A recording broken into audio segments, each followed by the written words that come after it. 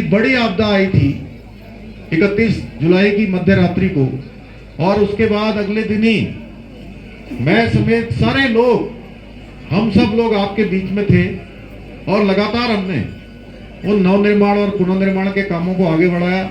उसी का परिणाम हुआ कि जो दूसरे चरण की हमारी यात्रा थी वो यात्रा जल्दी ही जो है शुरू हो पाई। और दूसरे चरण में काफी लोगों ने कहा मुझे कि हमारी यात्रा से में हमको काफी, जिस बात का ये था कि काफी हमको नुकसान उठाना पड़ेगा, सब लोगों को उस नुकसान से कमी किससे जूझना नहीं पड़ा। मैं बाबा केदार को नमन करते हुए आप सबका धन्यवाद व्यक्त करता हूं कि अभी आपने आशा जी को भारी बहुमत से इस पूरे क्षेत्र से विजय बनाकर भेजा और एक रिकॉर्ड इस क्षेत्र से बनाया है।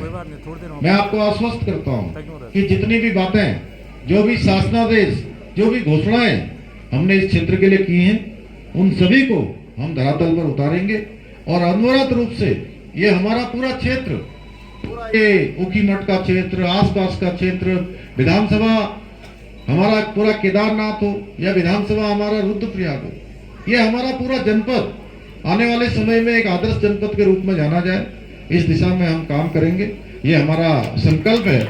यहाँ पर एक साइंस सिटी का निर्माण हम जल्दी ही कर रहे हैं, वो 13 के 13 जिलों में हम कर रहे हैं। यहाँ का भी, रुद्रप्रयाग का भी हमारा उसका नंबर आ गया।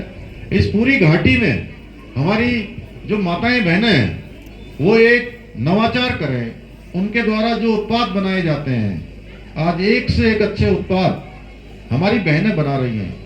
स्वयं सहायता समूह की बहनें बहुत अच्छी गुणवत्तापूर्ण, अच्छी पैकेजिंग के साथ, अच्छी उसकी अच्छी क्वालिटी के साथ लगातार जो उत्पाद बना रही हैं, आज उन उत्पादों की मांग पूरे देश के अंदर और दुनिया के अंदर हो रही है। हम प्रयास करेंगे सभी हमारे महिला स्वयं सहायता समूह के साथ, हमारे सामाजिक संगठनों के साथ एक नवाचार को और बढ़ावा देकर हम कौशल विकास को और इस क्षेत्र में और बढ़ाकर आने वाले समय में ये क्षेत्र हमारा केवल आपदा के नाम से, केवल अन्य नामों से जो हमारे बाबा की कृपा से जाना जाता है, उसमें एक नया अध्याय जुड़े कि हमारी मातृशक्ति के उत्थान के रूप में, एक ब्रांडिंग के रूप में हमारे नौजवान एक नवाचार, नई नई चीजों पर यहाँ पर काम करें, उसके नाते ये हमारा पूरा क्षेत्र जाना जाए। उसके लिए हम काम करेंगे और उसमें आप सबका सहयोग चाहिए।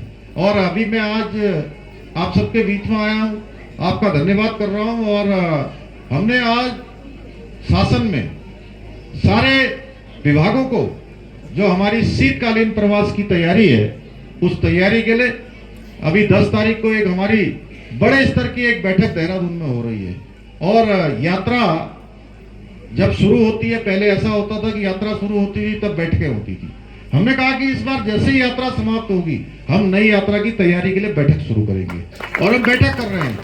और जो हमारे शीतकालीन प्रवास के बहुत सारे स्थान हैं, चाहे आज हमारा ये बाबा ओंकारेश्वर का स्थान हो, हमारा कालीमठ का स्थान हो, कार्तिक स्वामी का स्थान हो, चुप्ता हो, अनेक बदानी ताल हो, ऐसे अनेक स्थान हमारे इस पूरे जनपद के अंदर हैं।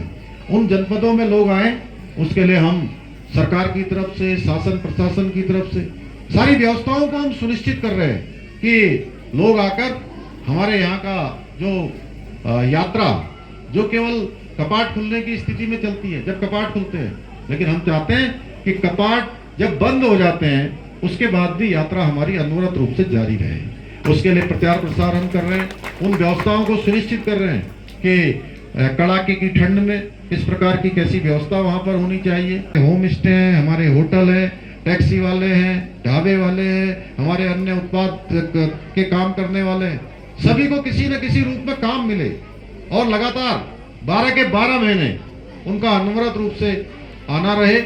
आप वो आएंगे तो निश्चित रूप से आने वाले समय में आज हमारा राज्य हमारे प्रधानमंत्री आदरणीय मोदी जी के मार्गदर्शन में बहुत तेजी से आगे बढ़ रहा है, क्योंकि वो बाबा केदार के अनन्य भक्त हैं। और उन्होंने इसी बाबा केदार की भूमि से कहा था 21वीं सदी का तीसरा दशक उत्तराखंड का दशक होगा।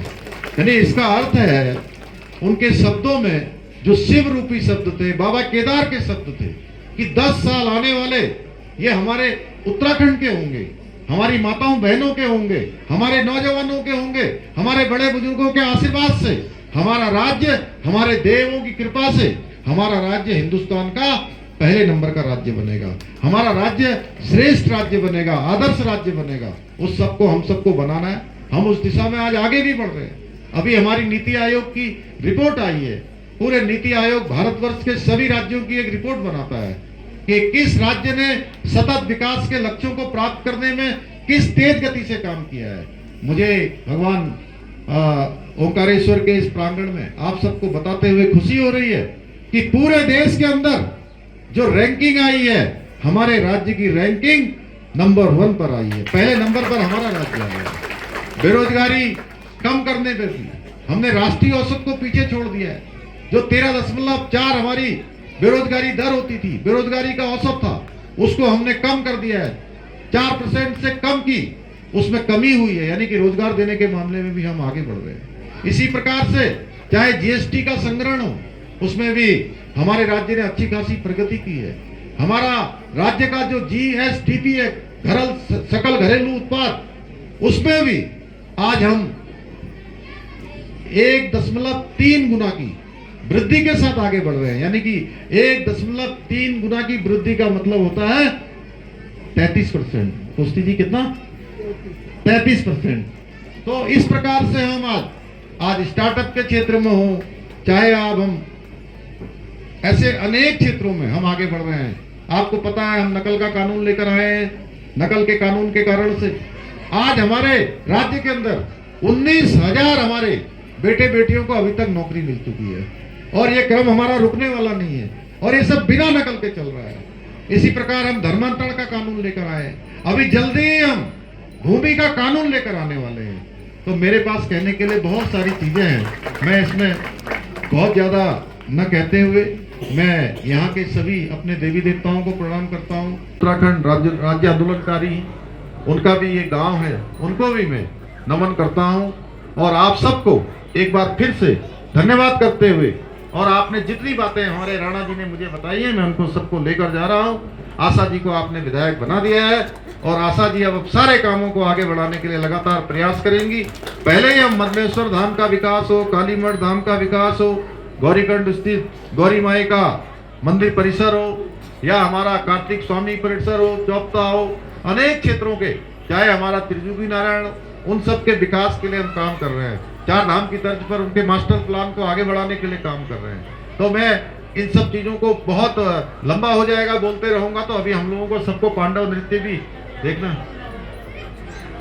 और कल हम यात्रा का, शीतकालीन यात्रा का शुभारंभ भी हम बाबा केदार के चरणों में, उनके चरणों से प्रारंभ कर रहे हैं कि ये यात्रा हमारी अब अनवरत रूप से चलती रहे। यानी कि ये यात्रा हम शुरू कर रहे हैं। हे भगवान, आप हम सब पर कृपा करना, हमारे पूरे क्षेत्र पर कृपा करना, हमारे राज्य पर कृपा करना, हमारे राज्य के प्रत्येक रहने वाले पर कृपा करना और हमारे यहाँ आने वालों पर भी कृपा करना।